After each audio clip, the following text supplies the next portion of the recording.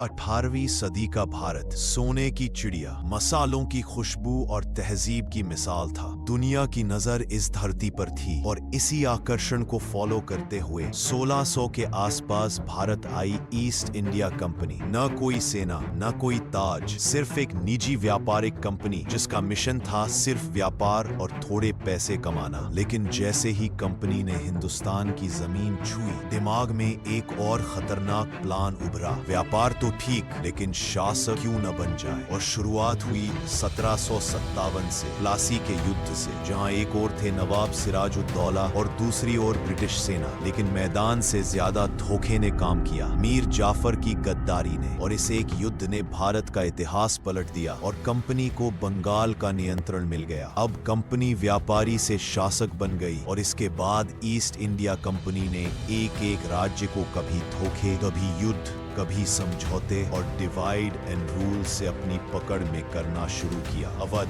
मैसूर, मराठा, हर जगह शतरंज की बिसात बिछी, जनता पर जुल्म और देश की संपत्ति सूखने लगी। फिर आया 1857। भारत का गुस्सा फट पड़ा। मंगल पांडे से लेकर झांसी की रानी तक पूरा भारत आग की तरह भड़क उठा। लड़ाई लड़ी गई, साहस दिखाया गया, लेकिन नतीजा आया जीत ब्रिटिश की। इसके बाद 1858 में ईस्ट इंडिया कंपनी को हटाकर भारत सीधे ब्रिटिश क्राउन के अधीन कर दिया गया। अब कंपनी गई, लेकिन हुकूमत वही रही। रेलवे, कानून, शिक्षा सब आया, लेकिन मकसद एक, भारत का इस्तेमाल करके ब्रिटेन को मजबूत करना। अगले 90 साल संघर्ष, जेल, आंदोलन और बलिदान में गुजरे और आखिर 1947 भारत आजाद हुआ।